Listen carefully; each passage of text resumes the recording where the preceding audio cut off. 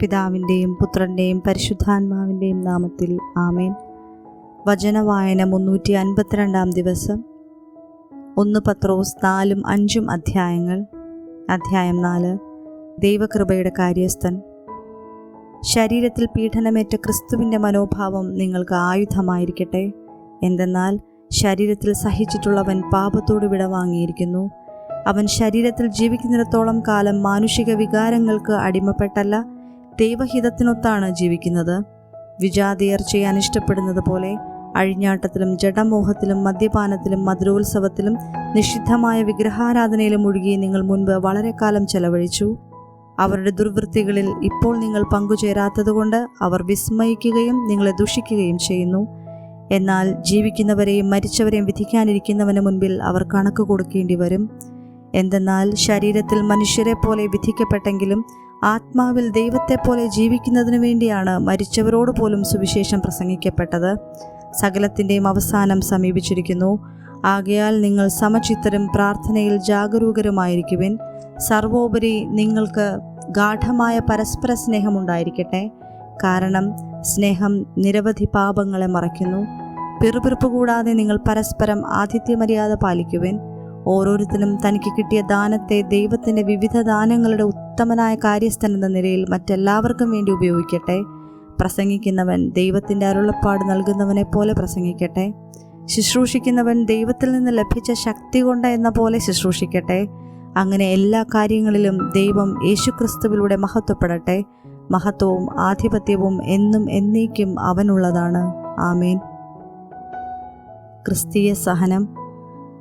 പ്രിയപ്പെട്ടവരെ, നിങ്ങളെ പരിശോധിക്കാനായി അഗ്നിപരീക്ഷകൾ ഉണ്ടാകുമ്പോൾ അപ്രതീക്ഷിതമായതെന്തോ സംഭവിച്ചാലെന്ന പോലെ പരിഭ്രമിക്കരുത്.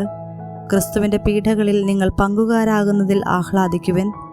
അവൻ്റെ മഹത്വം വെളിപ്പെടുമ്പോൾ നിങ്ങൾ അത്യധികം ആഹ്ലാദിക്കും. ക്രിസ്തുവിൻ്റെ നാമം നിമിത്തം നിന്ദിക്കപ്പെട്ടാൽ നിങ്ങൾ ഭാഗ്യവാന്മാർ. എന്തെന്നാൽ മഹത്വത്തിൻ്റെ ആത്മാവ്, അതായത് ദൈവാത്മാവ് നിങ്ങളിൽ വസിക്കുന്നു. നിങ്ങളിൽ ആരും തന്നെ കൊലപാതകിയോ മോഷ്ടാവോ ദുഷ്കർമ്മിയോ പരദ്രോഹിയോ ആയി പീഡ സഹിക്കാനിടയാകരുത്.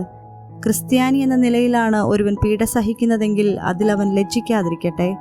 പിന്നെയോ ക്രിസ്ത്യാനി എന്ന നാമത്തിൽ അഭിമാനിച്ചുകൊണ്ട് അവൻ ദൈവത്തെ മഹത്വപ്പെടുത്തട്ടെ.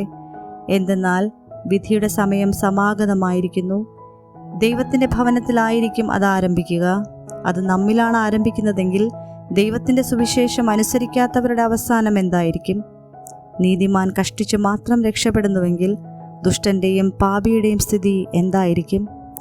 ആകയാൽ ദൈവഹിതമനുസരിച്ച് സഹിക്കുന്നവർ നന്മ ചെയ്തുകൊണ്ട് വിശ്വസ്തനായ സൃഷ്ടാവിന് തങ്ങളുടെ ആത്മാക്കളെ ഭരമേൽപ്പിക്കട്ടെ. അധ്യായം 5. ശ്രേഷ്ഠന്മാർക്ക് ഉപദേശം. ഒരു സഹശ്രേഷ്ഠരും ക്രിസ്തുവിൻ്റെ സഹനങ്ങളുടെ ദൃക്സാക്ഷിയും വെളിപ്പെടാനിരിക്കുന്ന മഹത്വത്തിൻ്റെ പങ്കുകാരനും എന്ന നിലയിൽ ഞാൻ നിങ്ങളുടെ ഇടയിലെ ശ്രേഷ്ഠന്മാരെ ഉപദേശിക്കുന്നു. നിങ്ങളെ ഏൽപ്പിച്ചിരിക്കുന്ന ദൈവത്തിൻ്റെ അജഗണത്തെ പരിപാലിക്കുവിൻ. അത് നിർബന്ധം മൂലമായിരിക്കരുത്. ദൈവത്തെ പ്രതി സന്മനസ്സോടെ ആയിരിക്കണം. ലാഭേച്ഛയോടെ ആയിരിക്കരുത്. തീക്ഷ്ണതയോടെ ആയിരിക്കണം. അജഗണത്തിൻ്റെ മേൽ ആധിപത്യം ചുമത്തിക്കൊണ്ടായിരിക്കരുത്. സന്മാതൃക നൽകിക്കൊണ്ടായിരിക്കണം. ഇടയന്മാരുടെ തലവൻ പ്രത്യക്ഷപ്പെടുമ്പോൾ മഹത്വത്തിൻ്റെ ഒളിമങ്ങാത്ത കിരീടം നിങ്ങൾക്ക് ലഭിക്കും. വിശ്വാസികൾക്ക് ഉപദേശം. അപ്രകാരം തന്നെ യുവാക്കന്മാരെ, നിങ്ങൾ ശ്രേഷ്ഠന്മാർക്ക് വിധേയരായിരിക്കുവിൻ. പരസ്പര വിനയത്തിൻ്റെ അങ്കി അണിയുവിൻ. ദൈവം അഹങ്കാരികളെ എതിർക്കുകയും വിനയമുള്ളവർക്ക് കൃപ നൽകുകയും ചെയ്യുന്നു. ദൈവത്തിൻ്റെ ശക്തമായ കരത്തിൻ കീഴിൽ നിങ്ങൾ താഴ്മയോടെ നിൽക്കുവിൻ. അവിടുന്ന് തക്ക സമയത്ത് നിങ്ങൾ ഉയർത്തിക്കൊള്ളും. നിങ്ങളുടെ ഉത്കണ്ഠകളെല്ലാം അവിടുത്തെ ഏൽപ്പിക്കുവിൻ. അവിടുന്ന് നിങ്ങളുടെ കാര്യത്തിൽ ശ്രദ്ധാലുവാണ്. നിങ്ങൾ സമചിത്തതയോടെ ഉണർന്നിരിക്കുവിൻ. നിങ്ങളുടെ ശത്രുവായ പിശാച് അലറുന്ന സിംഹത്തെപ്പോലെ ആരെ വിഴുങ്ങണമെന്ന് അന്വേഷിച്ചുകൊണ്ട് ചുറ്റി നടക്കുന്നു. വിശ്വാസത്തിൽ ഉറച്ചു നിന്നുകൊണ്ട് അവനെ എതിർക്കുവിൻ. ലോകമെങ്ങുമുള്ള നിങ്ങളുടെ സഹോദരരിൽ നിന്ന് ഇതേ സഹനം തന്നെ ആവശ്യപ്പെട്ടിരിക്കുന്നെന്ന് അറിയുകയും ചെയ്യുവിൻ. തൻ്റെ നിത്യമഹത്വത്തിലേക്ക് ക്രിസ്തുവിൽ നിങ്ങളെ വിളിച്ചിരിക്കുന്ന അനുഗ്രഹദാതാവായ ദൈവം നിങ്ങളെ അല്പകാലത്തെ സഹനത്തിന് ശേഷം പൂർണ്ണരാക്കുകയും സ്ഥിരീകരിക്കുകയും ശക്തരാക്കുകയും ചെയ്യും. ആധിപത്യം എന്നും എന്നേക്കും അവൻ്റെതായിരിക്കട്ടെ. ആമേൻ.